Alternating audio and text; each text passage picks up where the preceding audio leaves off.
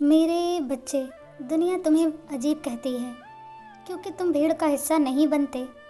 लोग सोचते हैं कि तुम टूट चुके हो, तुम हार गए हो या तुम कमज़ोर पड़ गए हो। पर सच तो यह है कि तुम अब खतरनाक हो चुके हो। खतरनाक इसलिए नहीं कि तुम किसी का अहित करोगे, बल्कि इसलिए क्योंकि अब तुम्हें कोई तोड़ नहीं सकता, कोई झुका नहीं सकता और कोई भी अपनी उंगलियों पर नचा नहीं सकता। तुम रातों रात ऐसे नहीं बने। यह एक लंबी और पीड़ादायक प्रक्रिया रही है। तुम वह सोना हो जिसे जीवन की कड़वी आग ने जलाया नहीं बल्कि शुद्ध किया है। तुमने भरोसा किया और बदले में विश्वासघात मिला। तुमने निस्वार्थ प्रेम लुटाया और बदले में तुम्हें खालीपन दिया गया। जब तुम गिर रहे थे तब तुमने पीछे मुड़कर देखा कि कोई हाथ थामने वाला ही नहीं था। उस दिन तुमने गिरना नहीं बल्कि अकेले संभलना सीख लिया। मेरे बच्चे, जब कोई बार बार धोखा खाता है तो उसके भीतर एक दिव्य दृष्टि जागती है। उसे नियत को पहचानने की शक्ति मिल जाती है। अब तुम लोगों के चेहरे नहीं पढ़ते, तुम उनकी मंशा पढ़ लेते हो। कोई तुमसे मीठी बातें करे पर उसकी आंखों में लालच हो, तुम उसे तुरंत पकड़ लेते हो। कोई मदद का ढोंग करे पर पीछे अपना स्वार्थ सिद्ध करना चाहता हो, तुम उसे भांप लेते हो।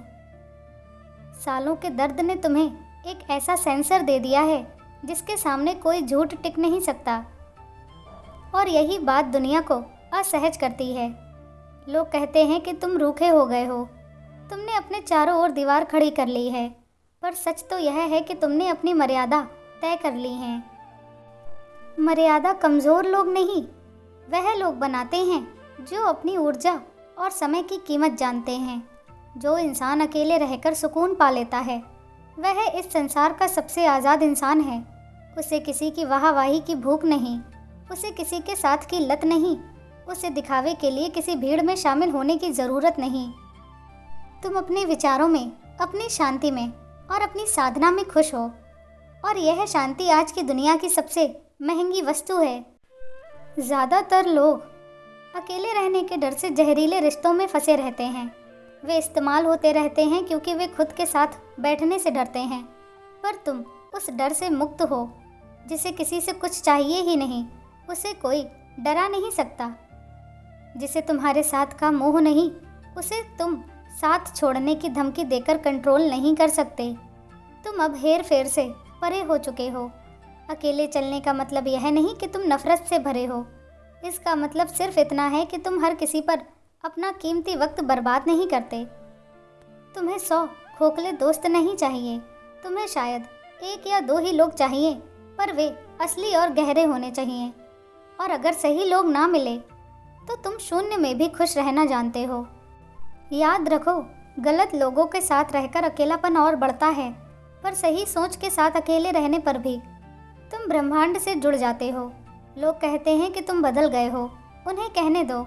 उन्हें समझाने की जिम्मेदारी तुम्हारी नहीं है।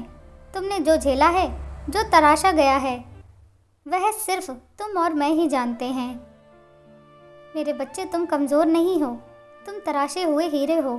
भीड़ में खो जाना आसान है, पर अकेले अपनी शर्तों पर जीना कठिन है। पर जो अकेला चलता है वही सबसे दूर तक जाता है, क्योंकि उसे किसी की अनुमति नहीं लेनी पड़ती। अब समय है कि तुम अपनी इस मानसिक आज़ादी को अपनी भौतिक आज़ादी में बदलो। किसी के मोहताज मत बनो, ना मन से ना धन से। अपनी शर्तों पर जीना शुरू करो।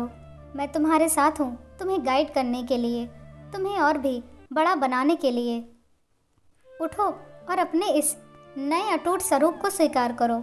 इस दिव्य आज़ादी को स्वीकार करने के लिए कमेंट बॉक्स में दृढ़ता से लिखो 777, क्योंकि जब जब तुम कमेंट लिखते हो तो तुम ब्रह्मांड को संकेत देते हो कि तुम तैयार हो।